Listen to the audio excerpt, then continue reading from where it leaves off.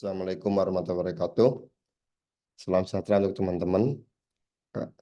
Ini saya akan mempresentasikan soal kontrak perkuliahan yang akan kita lakukan bersama ya. Jadi mata kuliah yaitu hukum perundangan. Ini di hukum keluarga Islam, Fakultas Hukum Universitas Nahdlatul Ulama. Nah, apa sih hukum perundangan itu? Di manfaatnya itu mahasiswa mengetahui hierarki perundangan. Tapi sedikit kemudian kita juga mencakup mengenai teknik perancangan perundang-undangannya. Karena setelah mengetahui hierarki perundangan, itu diharapkan mahasiswa itu mampu menjadi tukang hukum atau penerap pasal. Jangan sampai ada yang salah. Jadi mana pasal-pasal yang harus kita terapkan ketika kita menghadapi sesuatu. Nah, itu juga penting itu. Kemudian teknik pembacaan perundang-undangan itu juga penting. Ada istilah yang namanya undang-undang itu ya undang-undang, tapi kalau peraturan perundang-undangan itu adalah peraturan yang diundangkan. Bisa jadi seperti peraturan pemerintah, peraturan perda, peraturan menteri itu namanya peraturan perundang-undangan. Nah, itu hierarkinya itu di bawah undang-undang. Nah, nanti kita mempelajari terkait dengan itu. Nah, setelah belajar mengenai hierarki, belajar mengenai teknik perancangan perundang-undangan, barulah kemudian kita melakukan praktek atau uji terhadap pemahaman mahasiswa, di mana mahasiswa dihadapkan contoh-contoh untuk mengevaluasi, pasca mengevaluasi undang-undang atau peraturan perundang-undangan, maka mahasiswa juga melakukan teknik perancangan atau praktek pembuatan perundang-undangan. Nah, ini yang diharapkan dari mata kuliah ini. Sistem penilaiannya, kehadiran jelas itu 20%, partisipasi kelas itu 10%, tugas terstruktur itu 15%, kuis, nanti akan ada kuis. Kuisnya nanti biasanya di add link. Jadi kuis ini untuk semacam, nanti akan ada post test dan pre-test namanya itu. Jadi post test itu sebelum materi perkuliahan,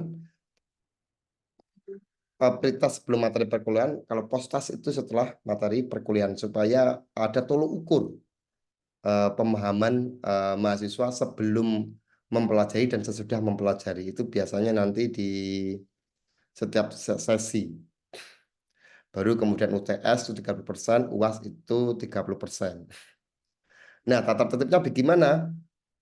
Mahasiswa dan dosen diwajibkan hadir tepat waktu. Maksimum keterlambatan adalah 15 menit. Nah, biasanya di kelas saya itu adalah kalau telat boleh masuk tapi tidak absen. Ini mengajarkan supaya dosen, terutama dosen dan mahasiswa itu tertib, disiplin, menghargai waktu. Karena kalau telat alasannya sibuk, katakanlah sama saja. Saya dari Depok ke Matraman itu 30 kilo dan jam pagi itu sangat macet sekali. Ya, itu harus ada penghargaan atau menghormati pun demikian dengan saya sebagai dosen harus menghormati mahasiswa yang datang tepat waktu. Karena apa? Kalau ada mahasiswa yang datang tepat waktu dan mahasiswa yang datang tidak tepat waktu, tapi kalau nilainya sama, itu akan lucu di mana kita di dalam kelas membicarakan soal keadilan, tetapi prakteknya itu tidak adil. Nah, itu kan menjadi problem. Maka ini harus kita cermati, hormati bersama-sama.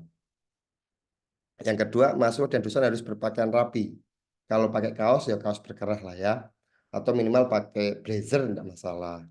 Jangan pakai sandal ya. Tidak boleh pakai sandal. Apalagi sandal swallow misalkan. Ya tetap harus berpakaian rapi. Karena anak hukum itu dituntut untuk kerapian. Karena kenapa? Mahasiswa hukum itu outputnya adalah menghadapi problem seseorang.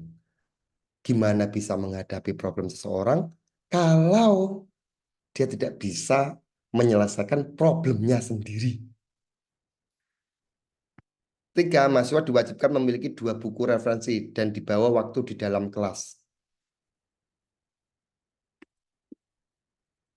Yang keempat, mahasiswa mempunyai hak untuk mengikuti ujian akhir semester Jika satu mengikuti kuliah minimal 12 kali pertemuan, mengumpulkan tugas terstruktur. Ini syarat wajib untuk mengikuti ujian. Demikian mohon ditaati bersama untuk kebaikan bersama, untuk kelancaran bersama, untuk kebaikan bersama, untuk kedisiplinan bersama. Terima kasih. Assalamualaikum warahmatullahi wabarakatuh.